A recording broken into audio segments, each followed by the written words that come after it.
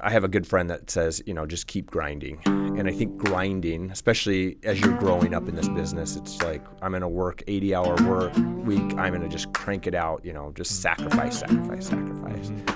And that's good until it's not.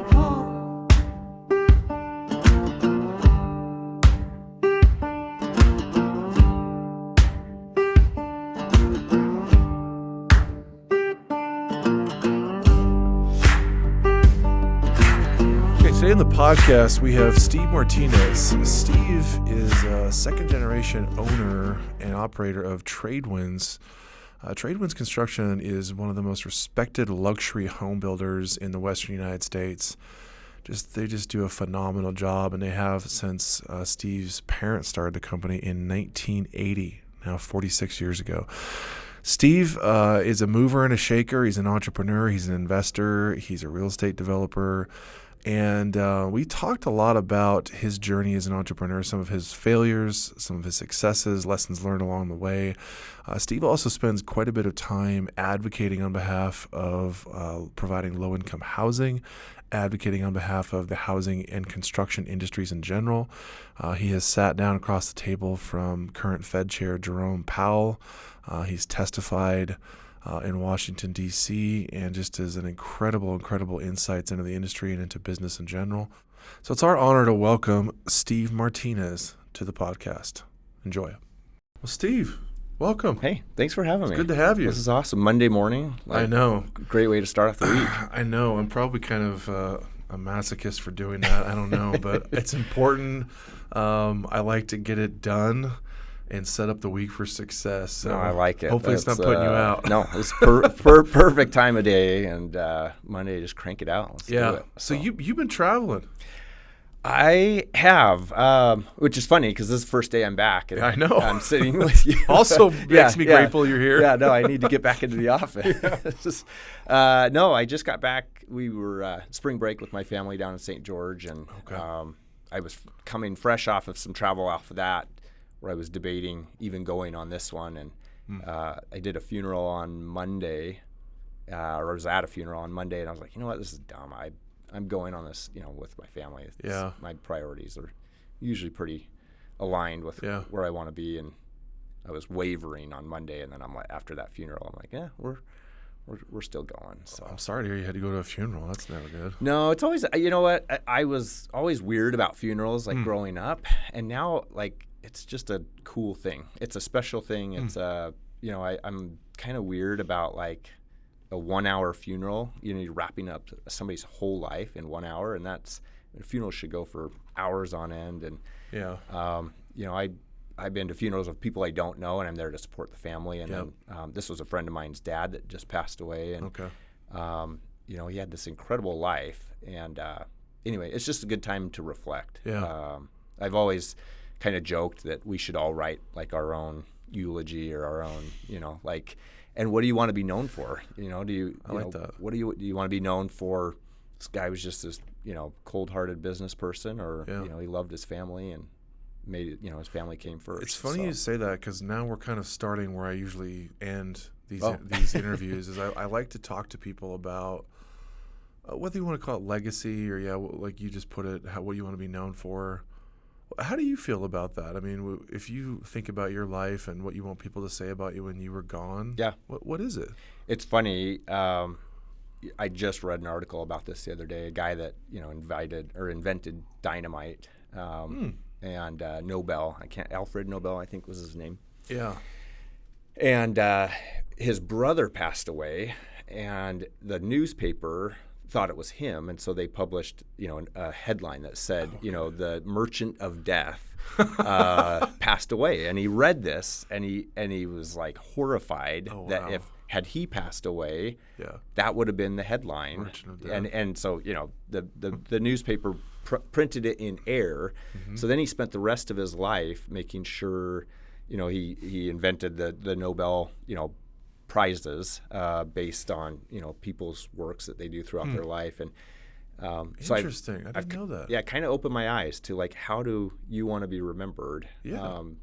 And nothing makes me happier than to hear of somebody's life and all the things they did that no one knows. All the acts of kindness and service and, things you don't tout or pat yourself on the back.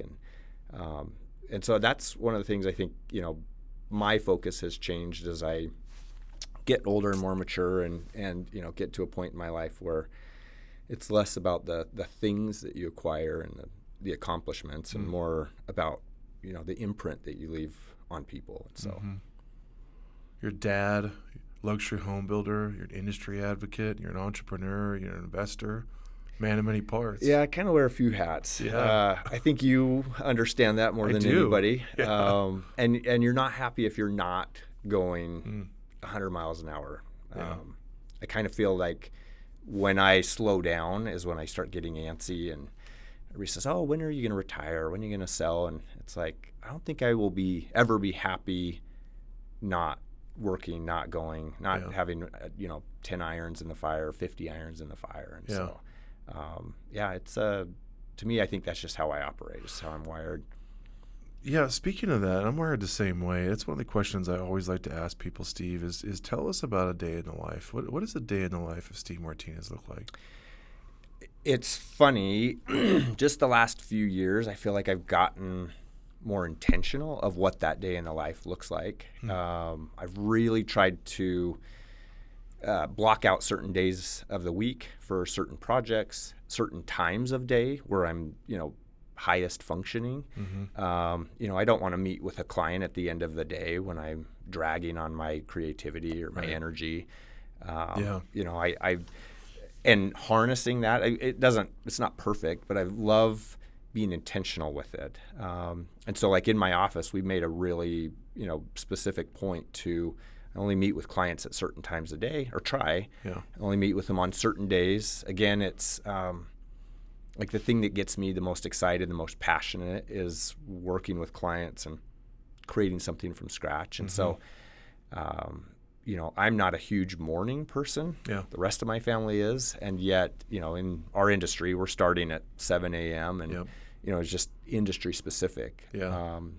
Construction's a tough industry to be in if you're not a morning person. And it's, and there's most of our guys aren't morning people. And yet we're all, when I was framing houses, we were starting at 5 and 6 in the morning to beat the heat. And so, it is one of those things that, we're just pre-programmed to be early risers and going all day long. And so, kind of day in the life for me is I'm in the office most days. I love to get out in the field, but, and that's where my passion is. But it's kind of like you and I, like we're behind a screen probably most of the day. More than I wish I was, to be honest, but quite a bit, And not why you got in the business. Yeah. I started framing houses, and nothing made me happier than to be outside, music going, my shirt off, and swinging a hammer all day. Yeah. And now I'm, stuck behind a screen. And so, but what I found is a few years ago, I was getting kind of burnout with, I was doing a lot of menial tasks. I was doing a lot of things that I knew if I did it, it would get done. It would get done, I don't want to say right. I don't mean it that way, but it would get done in the time frame I wanted to get done, how I wanted. And it was just easier if I did it. Right, according to the way that you wanted it done. Yeah. And really what I'm finding in my next chapter of my business life is that I can pass some tasks off, and 9 times out of 10 it's getting done better. Like really, I think when you're doing everything, you're not good at anything. But what I found is, it's okay to let go of the vine. Right. And you stumble along the way. I think letting go of the vine is different for everybody. Yeah. I hired an assistant about a year ago, and probably 10 or 15 years too late. But it is really helping me navigate, my time. And like good and bad. I think you posted the other day about, people's assistants and pushing too much off and getting, impersonal with people. And I think there's a little bit of that where I'm navigating that, where I'm like, hey, just call my assistant. And I was like, what are you talking about? Like, I'm your friend, it's just to go to lunch. I'm like, okay, schedule my assistant. Call my assistant. That's the best way to get on my calendar. And I get a lot of pushback, especially from buddies that are like, hey, I just want to go to lunch. Like, just shoot me a text. And like, well, I don't even do my calendar anymore. Like, I know. So I think I think small business is tough because you're navigating things that you're figuring out either A, for the first time, or B, that somebody else tried that did really well, but you're having a harder time. Like there's just little things. I always say small business is kind of trial by fire. They're learning along the way. We don't have a manual. Yeah.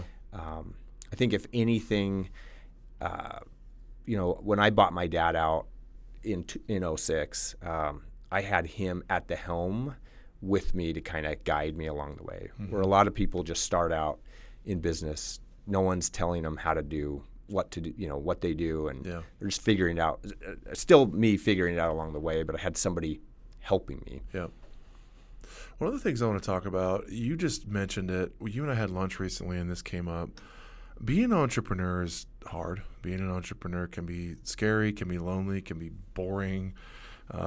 You can ask yourself many times, like, why am I doing this? Do I even want to do this anymore?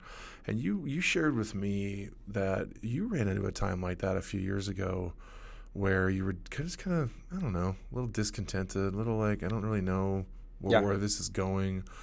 Could you share that with people and talk about that a little bit? Because it led to where you're at now in terms of energy management, hiring an assistant, doing the things that fulfill you. People would really benefit from hearing that story. It's funny, Nick. I think the word entrepreneur, especially right now, it's a buzzword. It's been thrown around. Like I even think I have it on my tagline on LinkedIn or something, or my, whatever. Profile. It's on there. It's on your LinkedIn. Yeah. And I almost want to take it off because I think it's like, I have a good friend that says, just keep grinding. And I think grinding, especially as you're growing up in this business, it's like, I'm going to work 80-hour work week. I'm going to just crank it out, just sacrifice. And that's good until it's not, until you hit a wall. Right. And that's kind of where I was. It was about 5 or 6 years ago. Well, it was post-COVID. Okay. And kind of what led up to this was we were getting probably 40 calls a week of people wanting to build homes. Now, to put that in perspective, if we got 40 calls in a year, that would be a great year. Right. We don't do quantity. We build, 10 to 12 homes a year. They're high-end homes. So, again, we're not fielding that many phone calls. Right. But post-COVID, the dust had kind of settled across the country of like, the new norm. Yep. If you remember that term, 85 times a day. Steve is the new normal. Yeah. But then we had so many people coming from like neighboring states, and they were just trying to get away. They weren't coming here for the lifestyle. Right. And this was different. This is something, Idaho has always been lifestyle. That's right. They were coming here for political reasons. Yep. And so we were getting people calling left and right. We have a pre-construction agreement where you have to put money down to work with us. And what I didn't want to do is I didn't want to water down the projects that we had with other clients. Yep. So I was putting them on this list. Yep. And I think it was either $15,000 or $20,000 at the time. And we were putting you on a wait list. And people were willing to pay that. Mm-hmm. Everybody's patient again till they're not. Yep. And what we didn't want to do was start 40 homes or 50 homes or 100 homes, and then knowing that the constraints that we had. Labor was a huge issue, materials. I always try to put it in perspective that you couldn't even get ice at the gas station. So how am I going to get a dishwasher or a light fixture or steel or we had parts of our dishwashers made in Wuhan. I'm like, oh, great. How are we going to get that? Like, even if I can get that part, I don't think I want it. I didn't know that. Yeah. Yeah. So what I was getting a lot of frustrated people. Mm-hmm. And frustrated, I'll own frustration when it's something that I've done intentionally or unintentionally. Right. If we stub our toe, either myself or our guys, but this was almost completely out of our hands. Mm-hmm. And so I was made out to be the bad guy in the story. Mm-hmm. And deservedly so, in the sense of I got where people were coming from. Mm-hmm. Their homes were sitting for months on end. They were in rentals that were either getting sold and they had to move again, or their rental agreement wasn't being extended, or the rental agreement was getting doubled or tripled because of the mass migration. Yeah. And so what ended up happening is everybody was in a bad situation. And so we were getting beat up left and right. Mm-hmm. And I just kept looking at my team, like, what could we do different? I was looking at our processes. I was looking at everything. I was looking at myself thinking, man, do I just suck at business? Mm. I had a real estate agent sit across from me and a client, and she said, Steve, it sounds like you're the only one that I'm working with that's having these problems. And that's not true. I said, well, how many builders are you working with? Because, one. Yeah, but I had to self-reflect, and I knew that I wasn't the only one, and I have so many great friends that are builders that, we kind of commiserate together. Well, our perspective on that on the brokerage side, dealing with dozens of builders, it was so hard because we would have to be honest and upfront always, of course, with clients, but being upfront with them in that time meant saying to them literally, builders are not going to be able to guarantee you one of two things, which normally are always guaranteed: final price, yeah, or timeline on when they're going to be able to build it. And Nick, on the final price, I had a client, so I'm involved at the national level pretty heavy on the Home Builders Association side, and they were saying early on, change your contract, change your contract, change your contract. We are a fixed price contract. Yep. We had at that time about 3 houses that we kind of got burned on, in the sense of it came in over the contract price and we had to eat it. Yep. But we got on it really fast. So we changed our contract to where we said, if a material or labor is 3 or 4% over the original bid, we have the right to come back. Sure. Smart. Yeah. That's great until you have to sit face-to-face with a client and say, hey, your lumber package on your house came in $250,000 over our bid. Oh, man. That's painful. Yeah. You could hear a pin drop when you give that information to a client. And this is mid-construction, after contract signed. This is, and we were taking lumber, whatever we could get it. They're thinking you're about to say $25,000 and you added 0 to it. $2,500 they were hoping. And the example I give in the lumber side is we were paying $8 to $10 a sheet for OSB, which is essentially plywood. And at the peak, it was pushing $100 a sheet. Mm-hmm. And that OSB is your floor, it's your walls, it's your roof. Yep. So you're using a lot of it. Tons. And so having that conversation, being the bad guy for so long, like I really did just stop and think, what am I doing? Like I jokingly was wondering, should I just be a greeter at Walmart? You could be the nice guy, smile, shake hands. So I want to hover on this for a second, because you intellectually, obviously you're a really smart guy. You knew that these things were outside of your control. You knew that. But still, day after day, meeting after meeting, you start to think to yourself, like, man, maybe I just suck. Like, what's going on here? And I've got agents sitting across the table saying, you're the only builder that this is. And granted, I knew I knew better. Grain of salt about this big. Yeah. I'm like, ouch. And it makes me look dumb in front of a client. I'm like, where I'm having to justify everything. Well, and so let's talk about that. So what that is the agent not wanting to own the fact that they didn't set expectations with the client, and they never said a word to the client about, hey, you might want to be aware that like costs are going up, build times are, delayed. That's them just doing a crappy job of setting expectations with the client and then throwing the builder under the bus. And it's hard because you probably more than anybody, because you deal with way more people than I do. This is such an emotional buy for someone. I have a client right now. He's a financial guy, and he does stocks and bonds and life insurance and all the things. Sure. And he said, Steve, I can't believe how emotional this is for.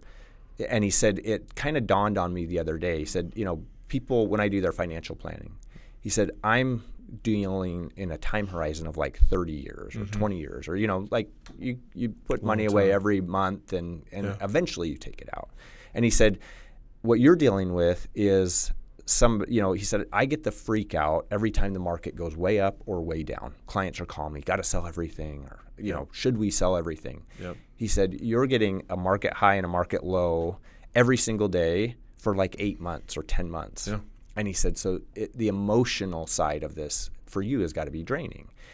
The beauty is we've been really intentional on who we work with. And so most of our clients are very savvy, and, it's not their first home. Yeah. They've done this before. But post-COVID, it didn't matter if they've done it one time or 100 times.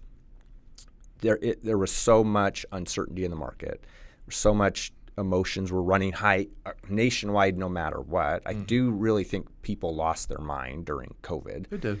And so then you throw gas on that of building a house that's already an emotional buy. It's already a high-stress environment.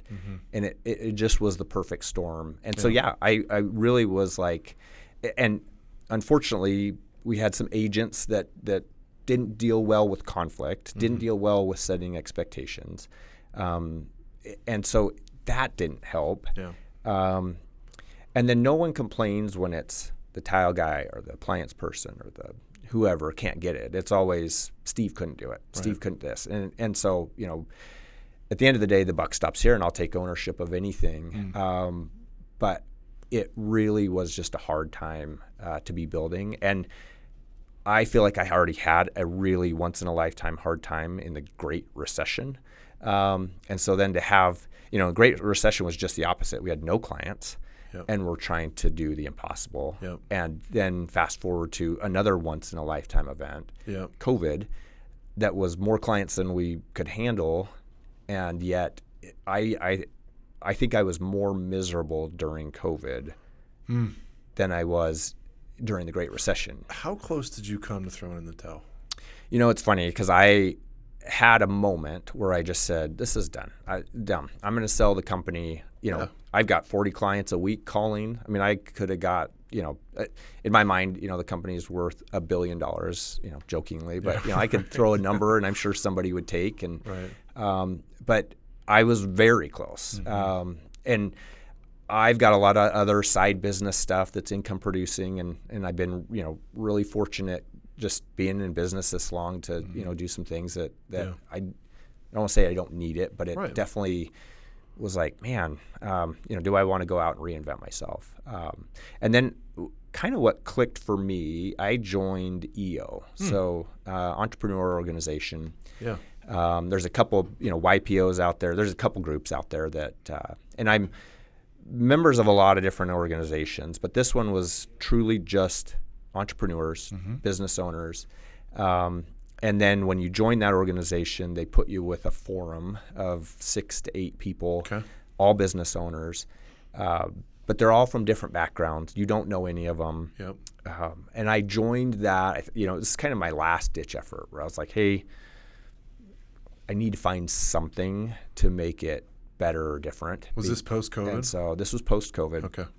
Kind of right in about that stage where I just was totally burnt out. I lost my passion, questioning everything, right? Maybe, I don't know. I wouldn't say midlife crisis. I didn't go get a girlfriend or buy a cool car or, anything crazy. But definitely was like just getting kicked every day. Well, you can only be kicked so many times before you're just like, hey, what am I doing exactly? Why am I doing this?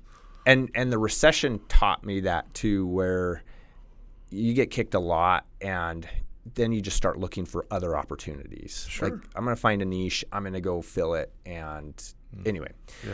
So I joined EO. I have had this incredible forum that just a lot of different backgrounds. What I found was that my problems, and when I talk to other builders, developers, subcontractors, we're in our bubble, right? We're all in construction.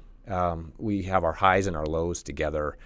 So to get into a group that had other owners, different industries, and find out that my problems were their problems.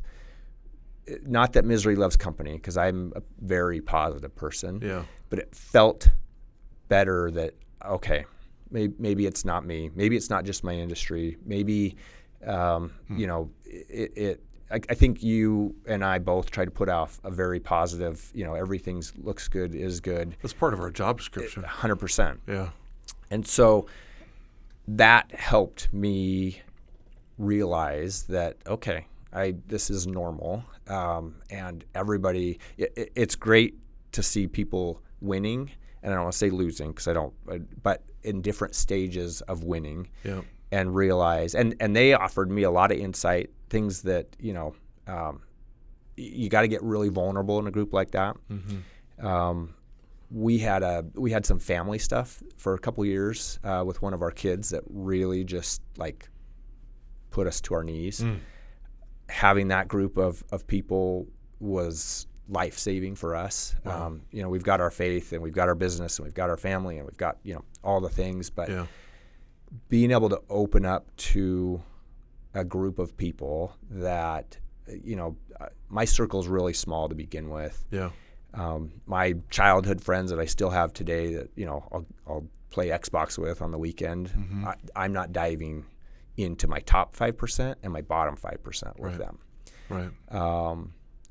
But this group of people, I could dive into that, and they were offering ideas and solutions and thoughts in a way that really just opened my eyes. And it really kind of turned it around for me. And then a few years after that, I got a coach through EOS, so Entrepreneur Operating System. Mm-hmm. And I got Nathan Fox here is a local guy that is coaching our company in the last 2 or 3 years. And I just found another gear. Like, I realized I was stuck in 4th gear, 5th gear, and that I had another gear to go. And I fully embraced just, changing gears and putting my foot down on the gas pedal. That's a big evolution and I think inflection point to go from, I don't even know if I want to do this anymore, and I feel like I suck and I'm kind of getting beat up every day, to finding a different gear. Is there anything you can share about that process? Obviously, you got around a different group of people, like minds, different industries. Did you find something new about your business to fall in love with? Did it become less about passion and falling in love and more about operating the business at a higher level? What was the breakthrough, I guess, a series of them? Over a long period of time, we evolve as people, as a business, as whatever, fill in the blank, right? What I found myself doing is a lot of things that were sucking the passion out of the business. And things, again, kind of how what I alluded to earlier, were I'm just going to get in and do it. I'm going to crank it out. I don't care what it costs. I don't care how much time. I don't care how much energy. I'm just going to do these things. And what I found is that I got to the point where it was sucking the passion out. Like, I love the creative side of houses. Mm-hmm. I thrive on taking a set of plans and customizing it and giving ideas. Taking a client to, we just took some clients down to St. George for the Parade of Homes, a month or so ago. And I just love that process. I love being in front of the client, working with the client. And what I found was, over time, and I don't probably mean it the way it's going to sound, but I was doing the cheap tasks, and I was doing the easy ones first. Mm-hmm. And I was being owned by my email and calendar. Administrative. 1,000%. Yeah. And now I probably err on the side of, like, I don't do my email anymore at all. Mm-hmm. I don't do my calendar. The day before I get on my phone, I look at what I got, going the next day. Mm-hmm. So I just found that I had to get out of the business a little bit. I didn't do a good job as a leader of the organization, stepping out and working on the business. Mm-hmm. And that's hard when you are, I've done this. I've owned the company now for 20 years. Yeah. And it's hard when you sit down with a coach with your team and they ask you, what are your core values? What's your target market? What's your whatever, right? And you're sitting there and you're like, I don't know. It's pretty humbling. You look pretty dumb to your team. And fortunately, I've got an incredible team, and they didn't see it that way. And that's the whole point of getting a coach. But it was pretty humbling, when you sit down with somebody and you can't identify those things. We all kind of know, well, we're honest and we're the best quality and, all the fill in the blanks. But when you can open up and be vulnerable with your team, open up your books to your team, open up who's doing what, we didn't ever have our processes documented. Was that all through EOS? It was. Yeah. They do a great job. I've heard great things. I've been very impressed. And it took a while. I had people that weren't dying to do it. It was more work. It was more process. Right. It was more all the things. And they kind of tell you, it's going to be 2 years before you are like all in. But it was either make a change or get out of business. And so for me, it was opening up. It was, we stub our toe along the way. I'm not going to say it's perfect, but, ever since we identified our target market client, our perfect client, doesn't mean every client is that. Our builds go so much better. Yep. Our problem builds are ones where we've broken our own rules and gone outside of that parameter. And I found, the investment into my team is providing them the perfect client. When they get beat up and they get drug into the weeds and they get, losing their passion, they don't want to stay. And was part of the, sorry to interrupt, I was going to ask, was part of that download with you and the team at EOS sharing with them, you mentioned being vulnerable, and I'm just curious about this, was part of that sharing you telling them, if I personally, Steve, can't find a better lane and something that's actually going to light me up again, I'm done. Like, I can't do this anymore. No. And the hard part with that is, as a leader of any organization, you have to be all things, right? You have to be positive. You have to be, you have to charge forward. You have to show, over time I've learned to be more vulnerable. I've got an integrator that does a fantastic job, and she and I have a same page meeting every Monday, and we have our team meeting Monday afternoon. And I've found that I have to be more open. I'm very compartmentalized in my life. My family life stays in its lane. My church life stays in its lane. My home builder, association life stays in its lane. My business, And I found that I have to be more open and transparent with my team in order. So initially, no. Yeah. Now I'm, can point back and say, man, you guys saved my life. You saved the company. But I didn't want to tell you how bad it really was. But you've got to wait till there's a happy ending. Totally. Right? There's a limit to vulnerability. Totally. In the recession when the sky was falling, I'm smiling, in one room and on my knees praying in the other room. And so. But you have to be. Yeah. A command is lonely. Yeah. That's the cost of leadership. Because if you're not, then people lose confidence in you and what you're doing, and they leave. Totally. And that's why I think that entrepreneur word, as great as it sounds, and as bravado as it is, it's not. I think you're either wired for it or you're not. And if you're wired for it, great. But it comes with some super high highs and some super low lows. Yeah. And if you're not, then it doesn't take very long to realize that this isn't the lane for you. It's overrated in a lot of ways. It really is. I would agree with you on that. It's not for everyone. One of the things that I've observed about myself over the years, and I know that you will resonate with this, is that a lot of us, pretty much all of us, get into being entrepreneurs or starting companies because we don't want like this idea of a corporate job, and we don't want like a 9-to-5 corporate job. And then what we wind up doing as leaders of our small businesses is turning them into corporate jobs. Right. I know that hit me a few years ago, where one day I was looking around at my schedule and what I was doing every day and being in the office every day and my direct reports and the decisions I was making, and I was just like, I've created a corporate job. Now you're married to the thing you didn't want to be. I have taken my business and I have created a prison of a corporate job for myself. Yeah. And it's funny you say that. My calendar is that, right? I don't manage my calendar anymore. So my calendar, and again, through some specific rules of like when I do what, I've found that my time is best used, in different ways. But yeah, it's something.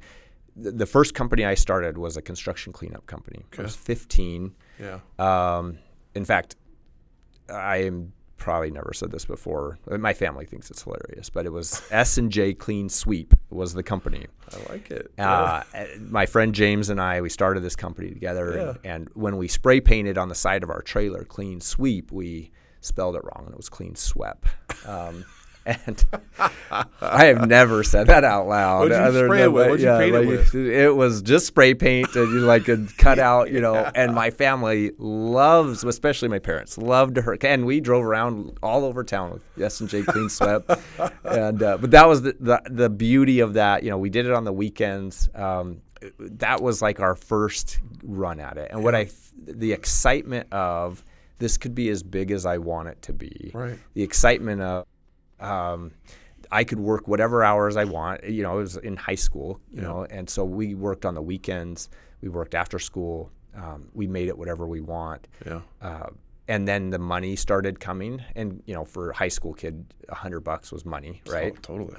Anything. But the independence that came from it, it wasn't about the money. It was that I had more independence because of that. Yeah.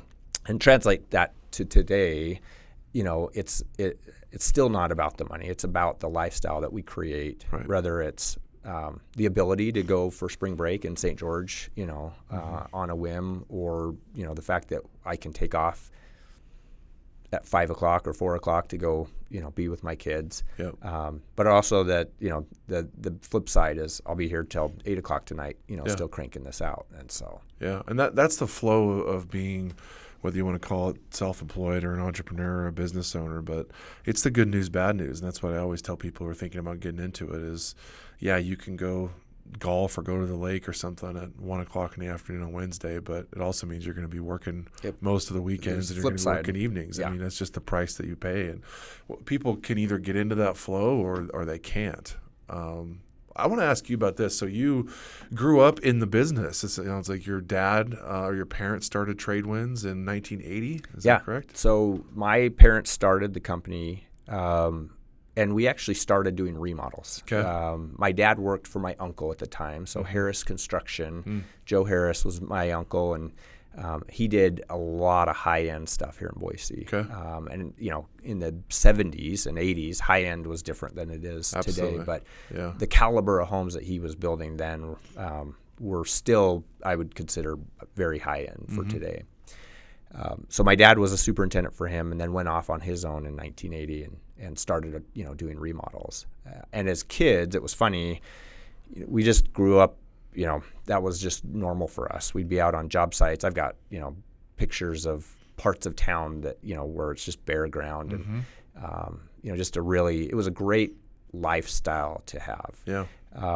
We finally, started picking back up. 1980 was not a great year to start a business. You have to think about the 80s in general. Interest rates were what they were. Yeah. We were taking trades for remodel work. I mean, my dad would come home with a motorcycle, and we're like, "What is this? This doesn't put any food on the table." Or a grandfather clock. Like, where are you going to put that? Or just oh, it's so interesting. just a different time. And then it just got. I'd say. Didn't get any better. So in the mid 80s, we moved to Arizona, to Phoenix, and we built down there for 2 or 3 years. Yeah. And as kids, we were just along for the ride. We were dirt poor, didn't know it, and living a great life. It was great. We would move into a house until it sold, and then it would sell, and we move into a rental while we built the next one. And I think I moved 18 times before I turned 18. Yeah. I believe it. And so, but it was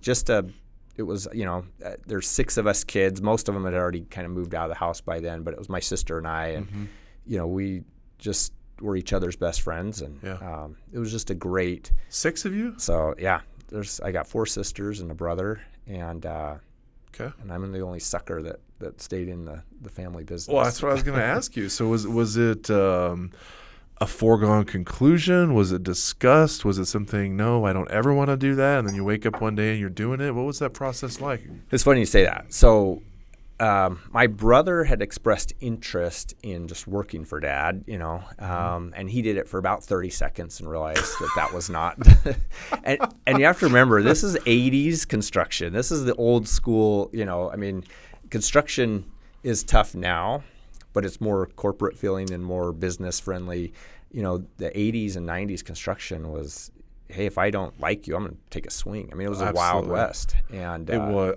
I understand it because I grew up on job sites with my dad and being a gopher for him when I was a kid in the 80s and 90s. So I get it, but trying to explain that to the audience is always so hard. It's like, I don't know, some kind of combination between like a wrestling team and the football field and the military. You can't make it up. There's some stories that I won't say, but I'm like, this is we're actually doing this. And also, let's not forget that when you look back on it now as an adult, you realize that a lot of these guys were not sober.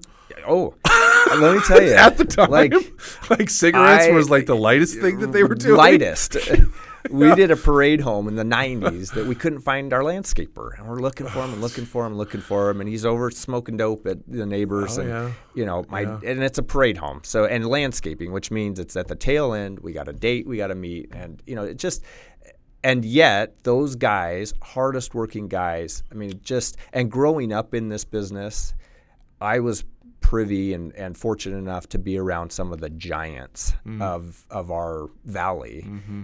And as a kid, I didn't think of them as these incredible titans or builders of communities. Sure, or just people you knew they were in business. Hey, there's Jerry Nimick, or there's Bob Moffett, or there's these guys that I just grew up with that I didn't.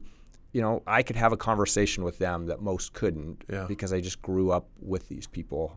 But working for your dad, you're working twice as hard for half as much. That's right. If you're getting paid at all. Yeah. And so you just kind of grew up. But so back to your question, none of my brothers and sisters wanted anything to do with it. In fact, when I went to Boise State and I wanted to go into marketing, okay. I thought the same thing. I thought, I don't want anything to do with this either. Yeah. I framed houses all through high school and all through college. I think I had 3 or 4 jobs in college. I was working for an armored car company. I was working, framing houses. I was going to Labor Ready on the weekends to get extra money. So at like the car wash. I literally was doing anything and everything to just keep getting ahead. Every Labor Ready job, the temp job that I did, I was offered a job. And I'm like, no, I've got a job. I've got 2 jobs actually. Yeah. This is just my truck payment, So there was a time at Boise State that and it was probably sophomore, junior year, where I was like, you know what? I think the business side, I was starting to take enough business classes and getting a little more in depth on, just how to be a little more financially savvy and all the things that I'm going to go back and work for Dad and see about buying him out at some point. And so after I graduated, I worked for him for a few years. I was 26 when I bought him out. Did you guys talk about, like when you went to work for him, did you openly talk about that the plan was eventually to buy him out? Not initially. And I think he was thrilled to death when one of his kids expressed interest in he was probably a lot nicer to you at that point. It changed. It changed. When you were his only option. Yeah, it definitely changed. Yeah.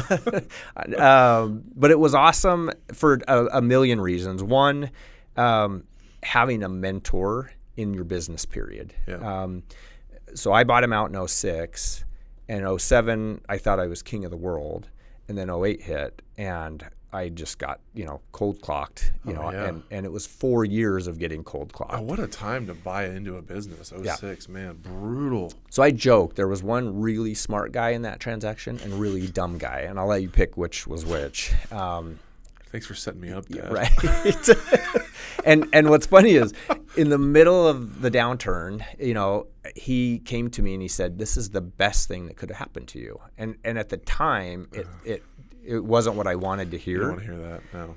Looking back, it absolutely was. Yeah. I run my business so much differently, knowing that tomorrow could be a downturn. Yeah. If you only know good times, you don't plan accordingly. Right. And so, him at the helm with me all through that downturn. I mean, he was retired for about 30 seconds before he said, "Put me back to work. I'll go push a broom.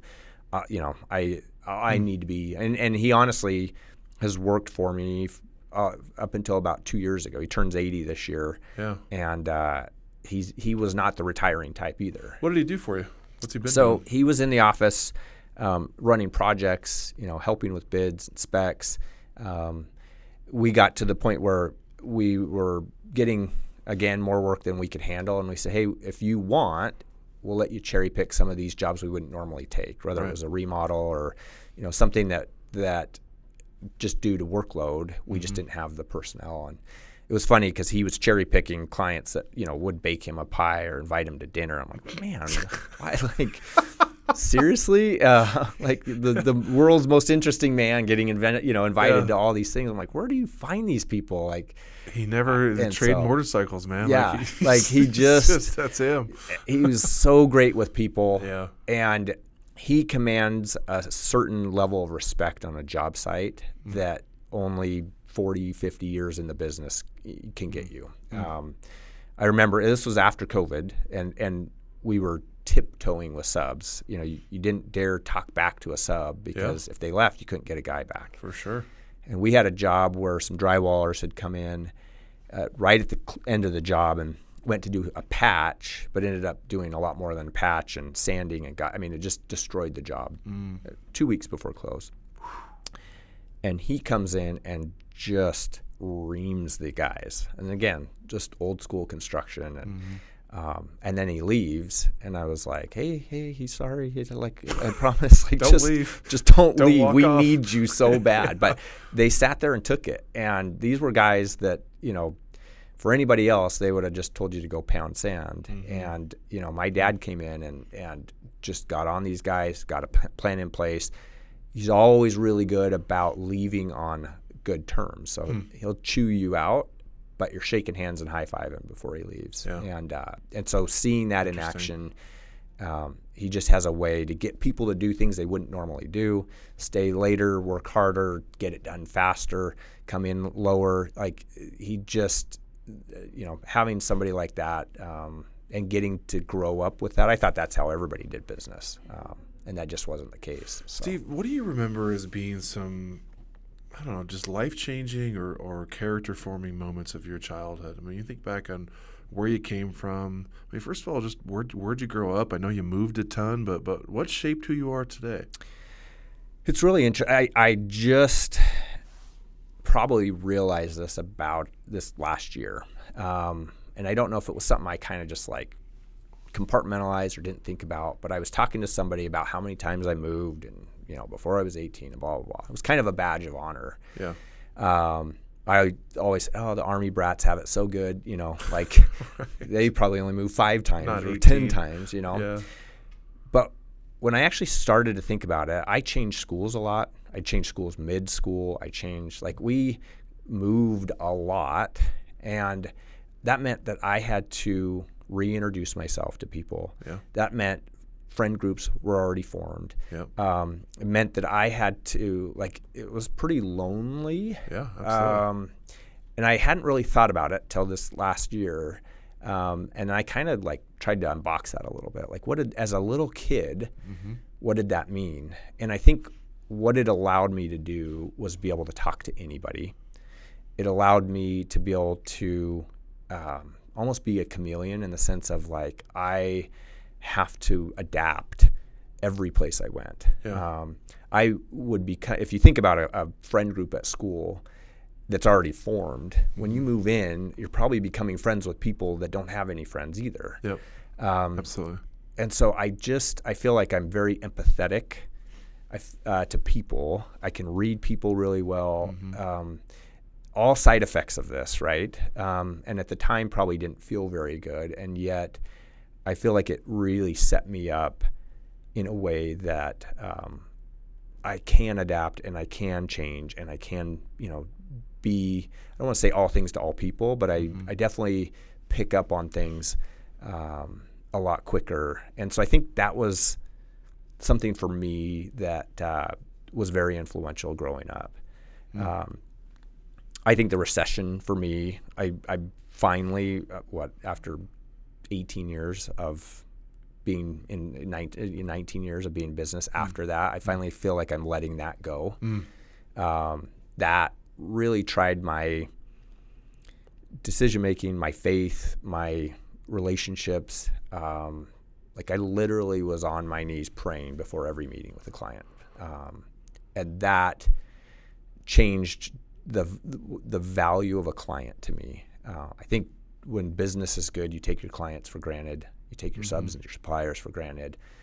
It really opened my eyes to the lifetime value of a client, my name and reputation. My dad had built this incredible company up, and our name was what got us through the recession. There were a lot of great builders that went out of business in the recession. It wasn't because they were bad business people. It wasn't because they didn't have, all the things. I just lasted longer than some of them. And I was grateful to have that happen at a young age versus being at retirement age and losing it all. When you don't have any money in the bank and you lose it all, it's one thing. When you've got your whole nest egg tied to a project or development or spec home, and you lose it all, that's everything. That recession created a massive amount of scar tissue for everybody who was in the business. What have you found to be the hardest things to let go of or heal through? That's a great question. What was interesting to me was the relationships with subcontractors and suppliers. Two things. One was that, and again, I'll get to the client thing, but I had literal giants of men in my office in tears. I need this work. I need this work. I don't have anything. And to sit here face to face with these grown men, rough and gruff, who I've grown up with, and to have them begging for work. And I was equally as desperate for the work. But I had to hold it together a little bit differently. And the desperation, I think when 2008 hit, it was like, oh, it'll be better next year. We're gonna kill it next year. Then 2009 hit, and it was like, oh yeah, it's still going downhill. And then 10 and 11 and 12, and it was 4 years of that. And I think one year we did like 3 homes or 2 homes. Man, compared to how many did you do in 06, 07? We were probably 30. I mean, the faucet literally just got turned off. And so I think that was very eye-opening. And the beauty of that is that we have subs and suppliers that we've used for 30 years, 40 years, 20 years, that those bonds were formed, lifetime bonds. We'll never use somebody different. And they'll never go to somebody across the street for $1 more or $1 more a foot or 10 cents or whatever it is. The bonds were formed. But the reality is, if you're only doing 3 houses and you got guys coming into your office begging for work, you can't give it to everybody, and you're only doing 100%. 3 houses. And that's 3 more than the next guy. Like it was, and then we had, I 1,000% attribute this to my faith and my determination and just my relationship with Christ at that time. We had a job come in of a very, very, very high net worth client that was wanted to build. He was very savvy business person, realized the writing on the wall that I can build a home in the recession and save probably $1 million. And you think about $1 million in 2009. What that would equate to today in the savings. And so he came to us to build him a home. About as humble and kind and nice a person you will ever meet. When it came time to sign the contract, he said, "Hey, I don't do contracts." I said, "What are you talking about?" He said, I only do business on a handshake. I'm 28, 29 at the time. I need this work more than anything. And he tells me, that he will only shake my hand to build this house. Oh, man. And I was dying. I needed the work. It was like go time to sign contract. And I said, "Hey, Rod, like I thought you'd like appreciate my business bravado and sense, and Sure. you know that I'm pushing back and making do a contract. And he just said, I've never done a contract. I've only shook hands with people I do business with. If I don't trust you and you don't trust me, why are we in business together? Yeah. And I said, well, Rod, you could bury me like if you back out of the do anything contrary to what we've agreed to. And Sure. he said, I could bury you anyway. And he didn't say it like in a braggadocious way, but like, Right. Trust me, a contract's not going to stop that from happening. So we shook hands. We built their home. It couldn't have gone any better. In fact, the ironic part is we had only talked on the phone. They were from back east. Mm-hmm. And we'd only talked on the phone until, it was a little bit closer time to get started. Yep. And when he met me face to face, he said, well, where's your dad? And I said, what are you talking about? This 28-year-old kid. He's like, well, where's the guy I've been talking to on the phone? Dude. And he's like, and I said, Rod, it's me. Yeah. And he's like, no, the guy I was talking to has gray hair. And I said, Rod, you've only been talking to me. That's interesting. And this, think of 08, 09. This is the time we didn't have FaceTime. We didn't have Zoom. Everything was done by phone. Yep. And so I look back at that and I think, here I am thinking that I'm taking the risk by building a home for a guy on a handshake. And yet he took the biggest risk with a 28-year-old kid building their 13,000 square foot home over the top. And so anyway, we truly were blessed in the downturn. That job kept us afloat. That job kept our subs and suppliers afloat. It really was an open-ended, no final price home that it really did keep everybody employed. It kept people afloat. It kept people feeding their kids. I mean, it really was the saving grace for our company. Did you do it on a handshake? And we 1,000% did it on a handshake. Yeah.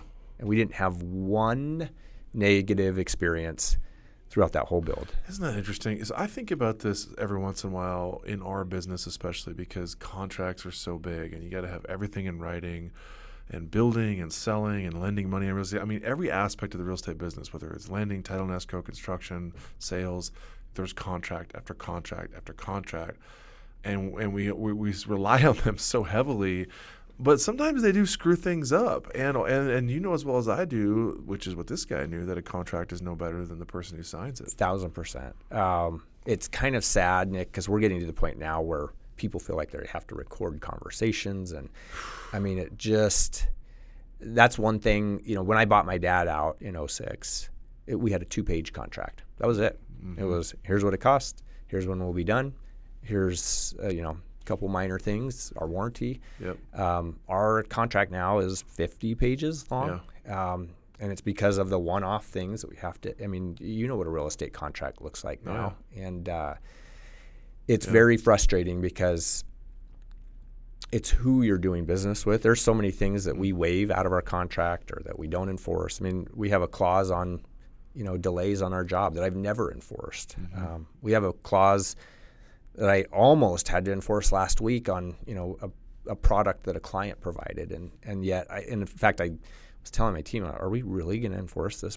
We've never done that. Wow. And luckily, it worked out and no big deal. But I thought, wow, we're doing things in our contract that we shouldn't have to and vice versa. That, I have to put on my contract that you can't be on the job site without supervision. Do I mean it? Probably not. Mm-hmm. Do I care that you're excited and out there every day taking pictures? No. Yeah. Does my insurance freak out that clients are out on the job site? Yes. Yeah. Yeah. Oh, it's interesting. We could talk about that. But one of the things I wanted to move on to, because I really don't want to miss this in this interview, is I want to talk about, I picked up a quote off of your LinkedIn, get involved or get out of the business. What does that mean to you, get involved or get out of the business? It's morphed over time. When I first got in the business, I was very involved on codes. I mean, I was at the code board. I was on these collaboratives. I was, things that affected housing. Yep. The code process is done at the national level, and it's done inside a vacuum. It's done with special interest. It's done, hey, I need this favor, I need that favor, or let's put this value in, but you can only get there by using my product, right? And so it's done on a national level. It's not done with local input. It says it is, but it's not. That's interesting. And so what I found was there were a lot of things we were doing in Idaho that just didn't need to be done. And not need to be done because they're annoying, but it didn't need to be done from a cost perspective. We're adding all this cost to a home that now is taking affordability away. And so initially it started in the code world. Okay. And I've spent countless hours testifying and helping write code and helping add and delete and all the things. Then what I found was that in having a voice there, I was affecting change. And it wasn't because it's me, it's just because I showed up. And that goes both ways, good and bad, right? Of people that are showing up, giving input. Yep.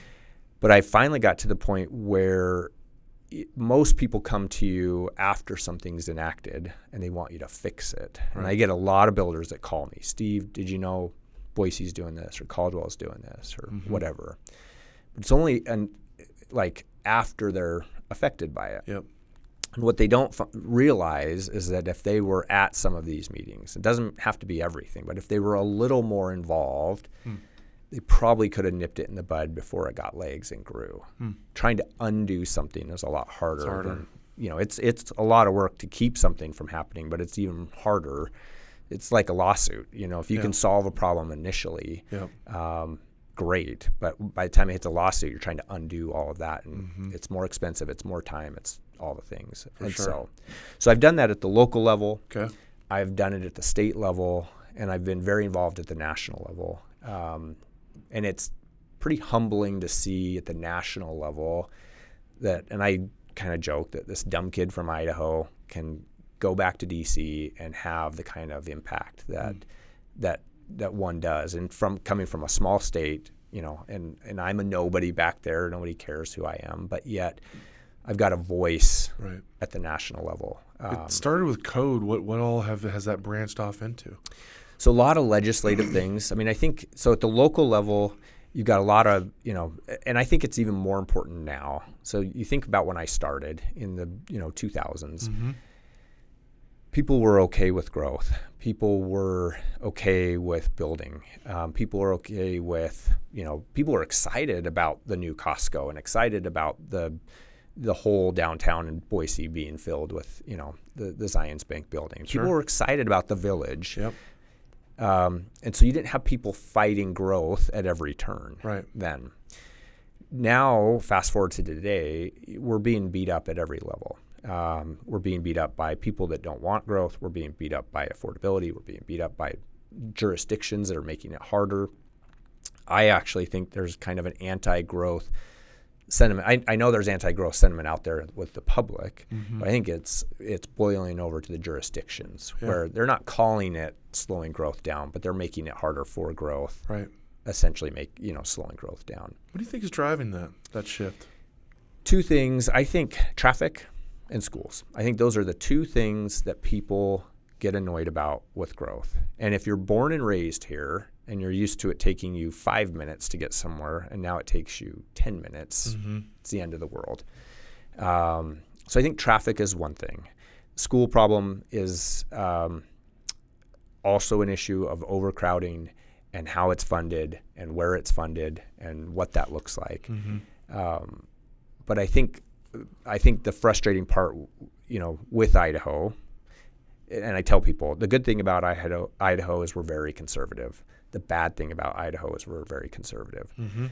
So we're very reactive. Right. I've been to several big markets, Salt Lake, and when I say big, growing markets, Salt Lake, Vegas, Phoenix.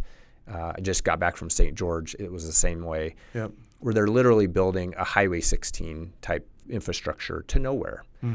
And you look at Idaho, and we're trying to build a Highway 16 infrastructure through already existing neighborhoods and property and things. where they're building these roads to direct growth.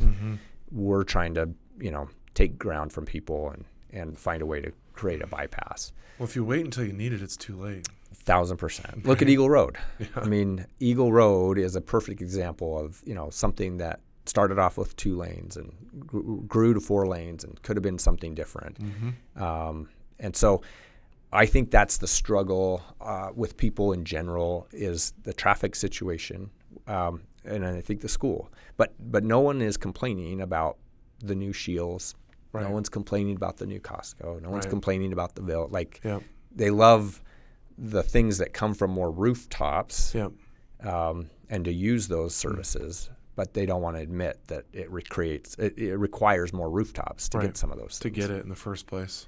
So the local level is one that I feel like, has the most impact on our business. Then you get to the state level and you've got the legislative side of things. And the legislature, for the most part, does a very great job, balancing regulation, too much and not enough. The last few years, I feel like we've gotten kind of some of the hot topic things that really aren't issues, but at the national level, we've made them, hot topic issues. Immigration is one of them. Last year we saw 12 or 13 immigration bills be proposed, and I think it was just a knee-jerk reaction to what's happening with the federal government either doing their job or not. And so sometimes it's let the cool heads prevail. Let's really talk about what the state should be doing, what the federal government should be doing. The deregulation, state's been really big on deregulating Idaho, and that's great to a certain point. But we also have to provide protection for the consumer at the end of the day. Idaho, it's $50, $100 to get your contractor registration license. And then it's not even a license, contractor registration and insurance. And the bad actors, there's no money to go after them. The complaints get more and more. And so, again, it's a double-edged sword of, be careful what you ask for. But the difference between, what a barber has to get licensed for and a builder that has to be registered are night and day. And so so there's a lot of stuff at the state level that and the building code goes at the state level. Okay. So that's where we try to impact the biggest change. And there's energy code and building code. And building code is more life safety and how things go together. Energy code is more philosophical. What you think, what I think, what so-and-so thinks are 2 different ways. Absolutely. Or 3 different ways. And then at the national level, we have things, I met with the, Fed chair a couple years ago, and it was giving him, the story of what housing is doing and really trying to persuade them to look at housing differently. How'd that conversation go? That's interesting. It was very humbling. I was in the room because of a position. It wasn't because of me. It was I chaired a certain committee. Right. And, so I was there by default in the fact that I was chairing the committee. Okay. I would love to say it's because they really wanted my personal input. But, well, they wanted the chair of that committee, which was you. Exactly. So one way or the other, you're there. But it started off, it was kind of interesting. I've been to the White House a couple times. It was more security and more background and more everything to get into the Fed than the White House. And I was just, that was the first compare and contrast. Really? Where I was like, that's interesting. This is interesting. Yeah. This shows the priority, right? Yeah, no kidding. And it really was a small group of us, and we met with the chair and I think 3 or 4 of the other board of governors. So was that Powell? It was. Okay. And the questions that they were asking us were very targeted, obviously, to housing. Right. But they were looking at housing, new construction. They were looking at remodel. They were looking at rents, like multifamily and what rents were doing. The case that I was trying to make when talking to Chair Powell was that they were looking at this, 2% inflation number. Right. And they were, that was the target. Yeah. And it's never been defined. It's never been codified. It's just a kind of a rule or guideline. And inflation was above that, except for when you took housing or what they call shelter inflation. If you take shelter inflation out of that number, it actually was down to 2%. And what the case I was trying to make with the chair is that if you lower rates, initially all these people jump back in the market. So you will get a spike, you will get inflated prices, but over the long haul, that comes back down. And what they didn't want to hear, because rental rates were still high, but it's supply and demand. Yep. So if housing affordability is unattainable, then rental rates are going to match that. Of course. And so fewer owners, more renters. Totally. So we were trying to make that case, and these are all like way smarter people than myself. So I don't want to pretend that they don't know what we're talking about. But what we were trying to make the case is that we've got to get more supply to get pricing under control. And I don't care if that's multifamily, more apartment buildings, more duplexes, more triplexes, more fourplexes, townhomes, whatever. That's going to bring rental rates down. But then on the single family side, the more product that you put out there, the more that brings housing in check with prices. He didn't listen to me. He didn't lower rates the next day. But it was really interesting to hear their take on it. They didn't offer a lot of opinion, and one thing, Fed is very guarded. They didn't want the meeting, to seem like we were trying to persuade them or sell them. They're very guarded in the fact that they don't want it to look special interest, and I get that. Did they call the meeting, or did you? What was, I guess, the purpose of it? Yeah, we try to meet with them once a year to give them kind of a state of the economy from our perspective. Because what's the board or the committee that you're on? So I was the Federal Government Affairs Chair for the National Association of Home Builders. And so I think the frustrating thing on my end is that when people, and I don't care local, state, or national, when they're not reaching out to the experts, right? So you might get a city that wants to change their zoning ordinance. But they don't reach out to anybody in the industry. Right.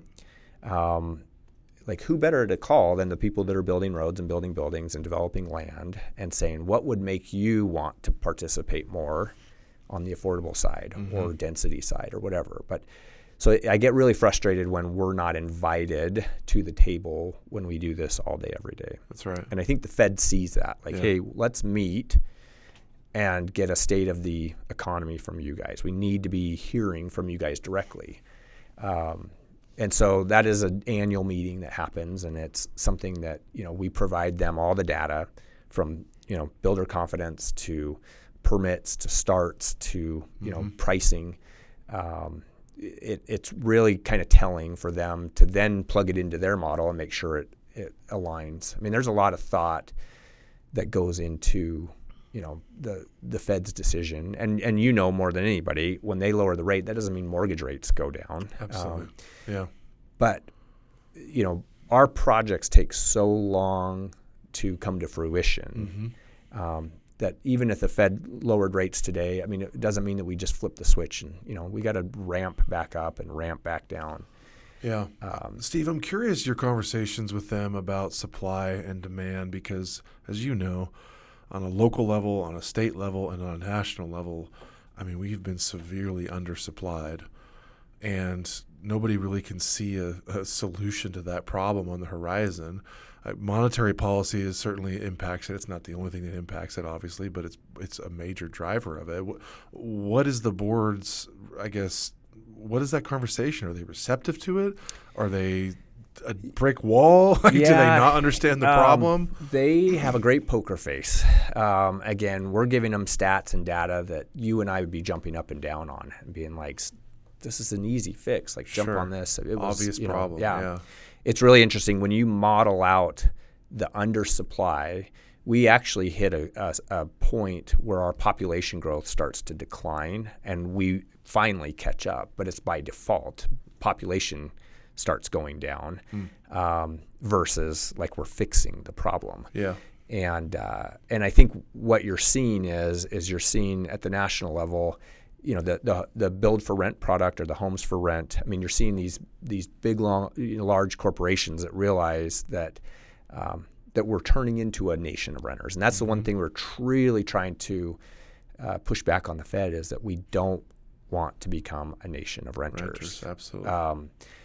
All of the impact of a community from home ownership. I mean, it's night and day from home ownership to renter.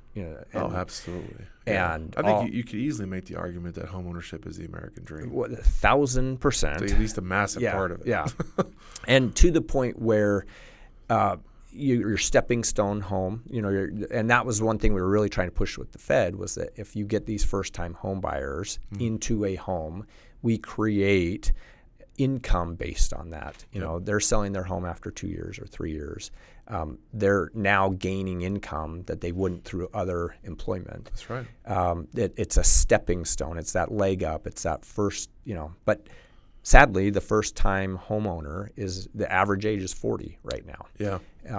That stat right there should have people jumping up and down screaming. Especially when you consider that it's gone up a decade in a decade, basically. Absolutely. Like in the last 10 years, it's gone from low 30s to 40 years old. Absolutely. Which what does that mean? People need to think about it.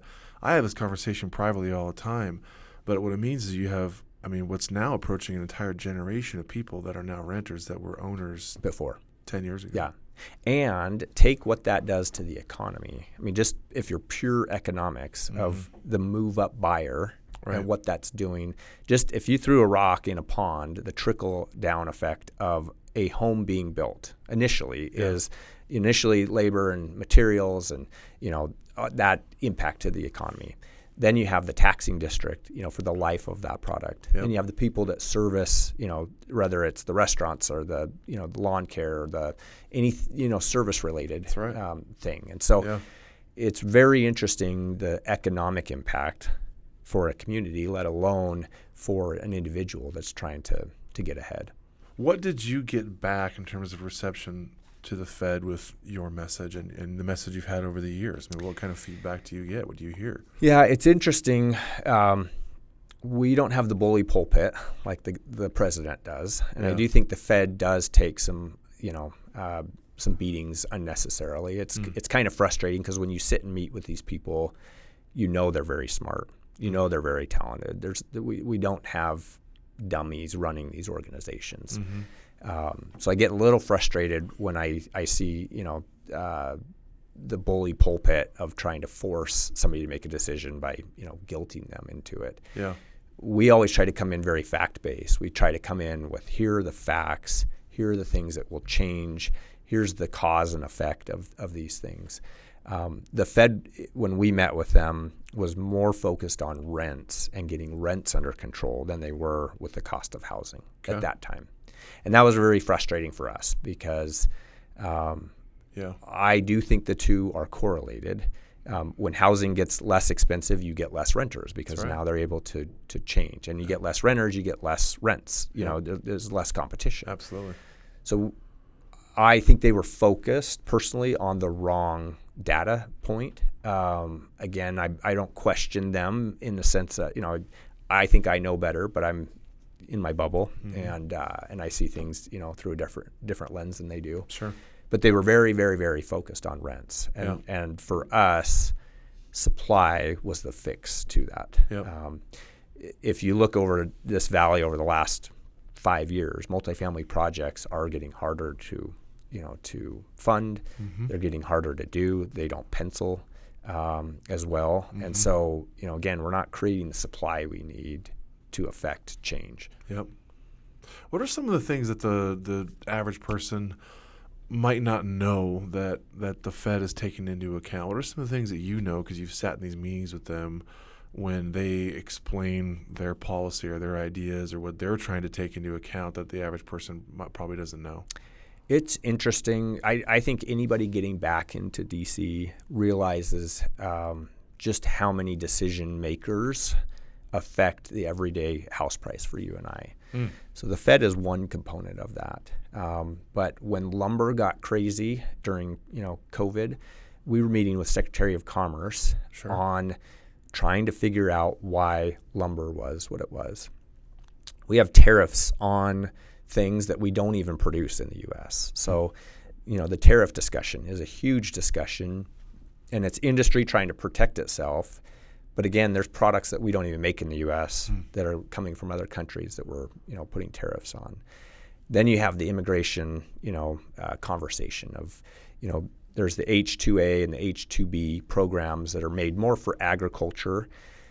Those programs are for, seasonal workers. We can get some, people here legally through, those programs, but it's very short time frames. It's very limited. So the immigration discussion is huge. The more involved you are, EPA and OSHA and Army Corps of Engineers, they affect our business on the daily. And so you get to the point where the more you're back there, the more you realize, I've got to go talk to this person. I've got to go talk to this person. I've got to go talk to this person. Luckily, we have a great team back in D.C., but it is a full-time job.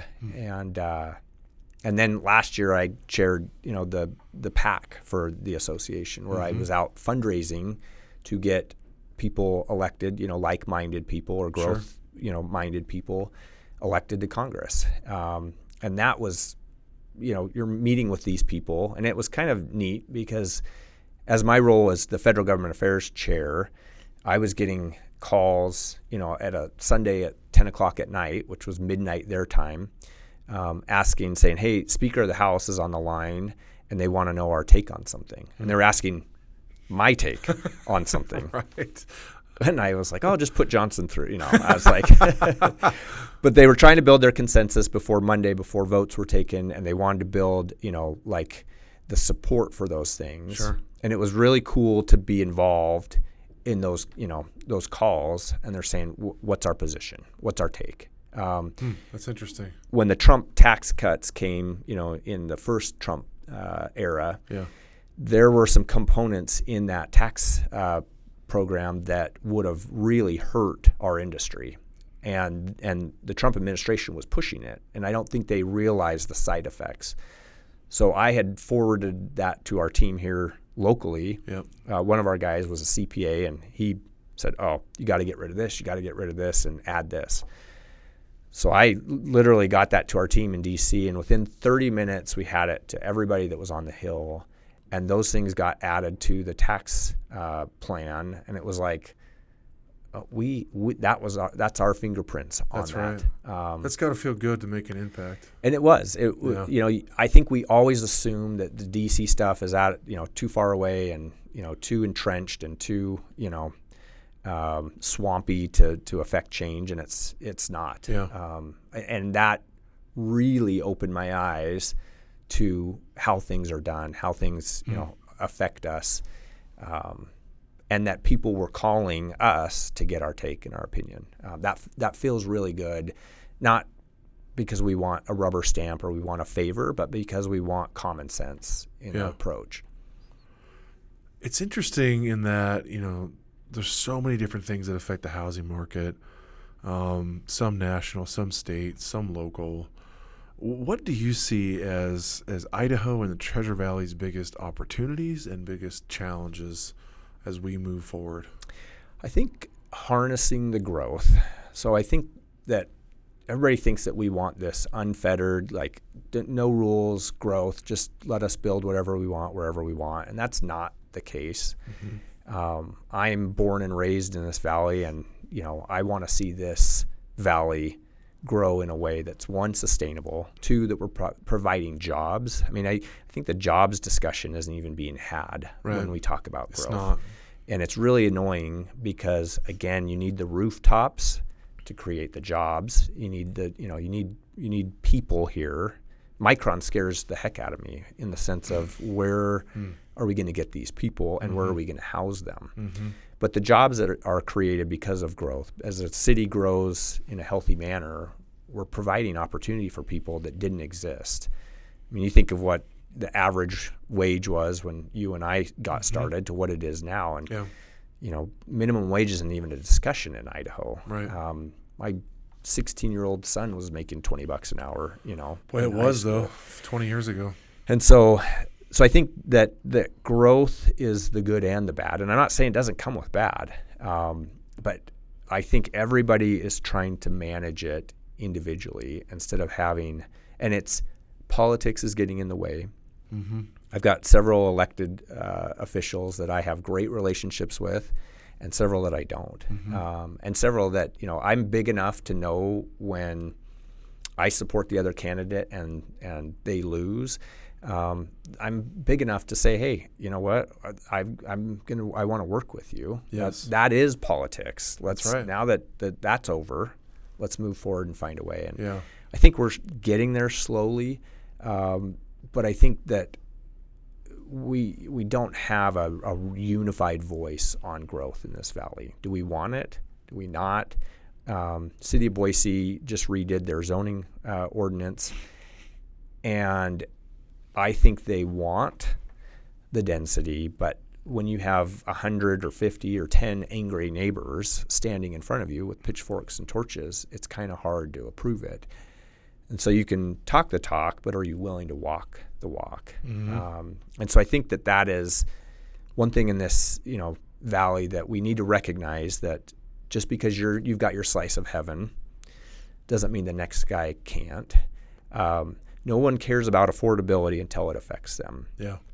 Once your kids are at that age where they need to buy their first home, then you're going to care again. And I think people have to realize that we have to provide that opportunity for those people. Yeah, I can't stress that enough. And you've mentioned this multiple times, Steve, in this conversation, but people have to be proactive and not reactive, and get involved in their cities and get involved in the politics and get involved in policy and the public conversation. I mean, you mentioned Boise City's new zoning code. That code's got a lot of issues. It has a lot of issues, and those issues, unfortunately, now they're going to have to be, we're either stuck with them or they're going to have to be wound back, which, to your point earlier, is a lot more difficult than doing it right in the first place. And my frustration is I realize that these aren't end-all, be-all ordinances. And so when we come out, and I think the city came out with, I think they had the right intention. I agree. I don't want to, I think that I don't think it's about intention. Yeah. But I think it was, what were they willing to do? What actually works and what doesn't? And I think we're starting to see them roll back some things. They just rolled back a few things that the building community said these are issues. But I think that it's engaging the right people, and I'm not saying it has to be all industry. You want the public involved. You need to buy in from everybody. Absolutely.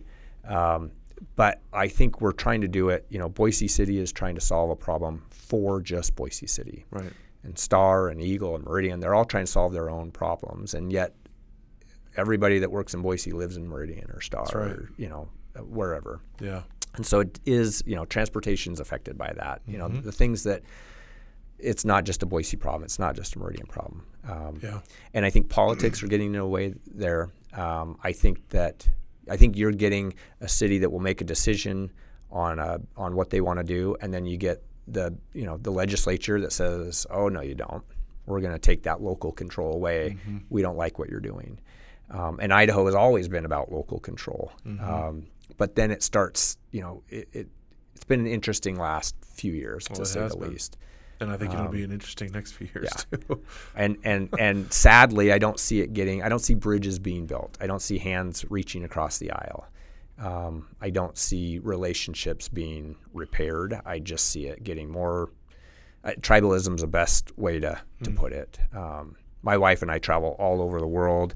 We do so to bring perspective, and some of the countries that have struggled the most have gotten so tribal and so entrenched and so good guy versus the bad guy that they can't find some place in the middle to meet and solve the problem.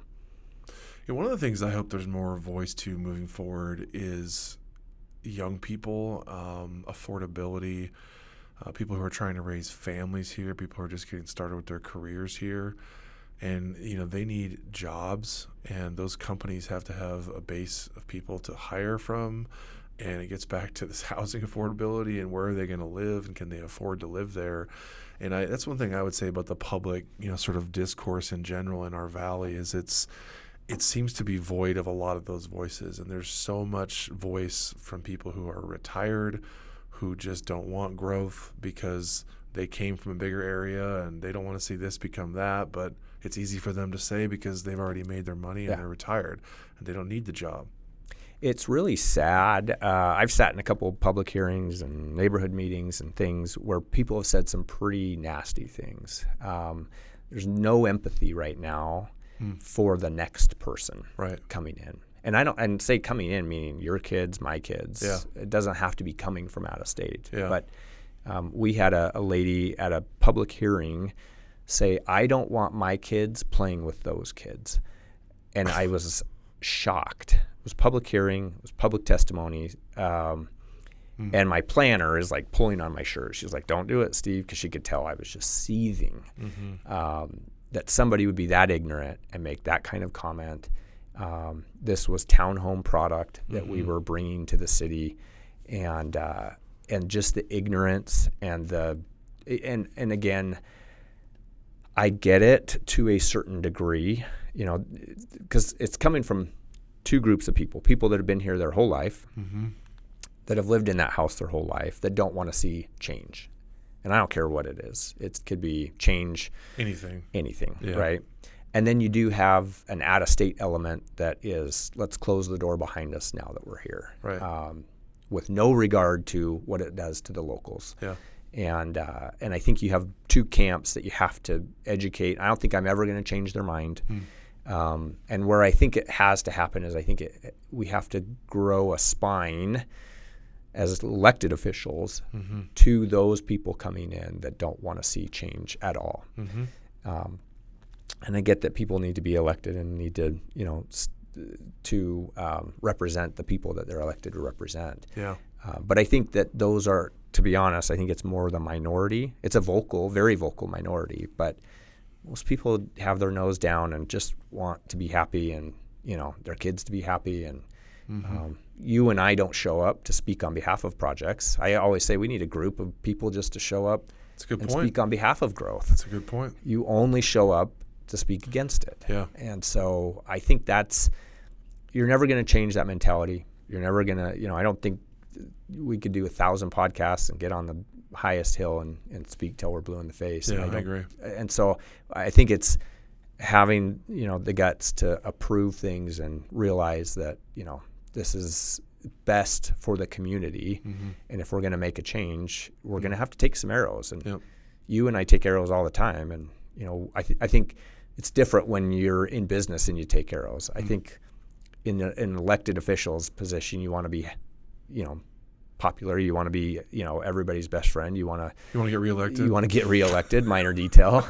And so I think that's the difference is that you still want to keep your job, and yet you have to have the guts to make the tough decisions. That's well said. So, well, as we wrap up here, Steve, first of all, I want to thank you for your time.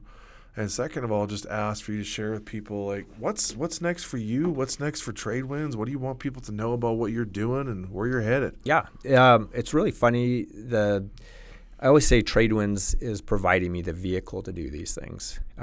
I've testified in front of Congress and about affordable housing. And the first question they always ask me is, why do you care? You don't do affordable housing. We've been to your website. We looked you up, all the things. That vehicle has allowed me to go out and advocate on behalf of, it's been my purpose and cause for so long. It's finally getting more legs as far as more people and voices that are speaking up alongside me. But I'm grateful to have the opportunity. I have a lot of builders and developers and subcontractors, suppliers that trust me to be that voice. Right. So I'm grateful for that opportunity. But it also has allowed me to do some fun projects. I do a lot of multifamily that I don't really advertise because I do feel like that's providing that opportunity. I can, talk the talk, but am I walking the walk? Absolutely. Yeah. So I think that is, you are, which is commendable. So I'm doing that on the side, and it's kind of a passion project, and yet it keeps growing and getting bigger and bigger. I'm looking at buying businesses. That's the other thing is, like, how do we offer that leg up to somebody else? Whether that's partnering with somebody in their business and helping them with the things they struggle with. I've got a lot of incredible companies that we've talked to that are incredible at what they do and struggle with maybe the organization or the business sense or the financial or whatever it is. And so, how do we bring people along with us, along for the ride? How do we improve other people's lives? And I'm not saying I'm, perfect at it, but I am really trying hard to raise all ships with a high tide. But you have to have a ship in the first place. That's and right. So, everybody says, oh, great, high tides rise all ships. But not if you don't have one. if you don't have one, You you're just drowned. And so That's so hard. It is. Well, that's fantastic, man. I don't know that there's a better way to leave off than that. You got anything else you want to share? No, I appreciate the opportunity. Yeah. I love what you're doing. This is awesome. I think I've watched what you've done with your company and the people that you surround yourself with. And I think that's humbling to be around like-minded people. I just, you can tell the people that are in it for themselves and they're in it, and trust me, we all know several of those people. But to be around, people that are trying to give back, trying to be a part of it, trying to be a part of the solution, not just state the problem. Yeah. Really appreciate that. I appreciate you, and I couldn't agree more. And a big part of making the difference that we want to make is frankly doing business with like-minded people and raising each other up and building as big of a coalition as we can and go out there and try to make our community a better place to live. I mean, that's what it's all about. Well, thanks for having me. Yeah, and can't wait to keep it up. All right, sounds good. Thanks, All right. Steve. Thank you, buddy. Appreciate it.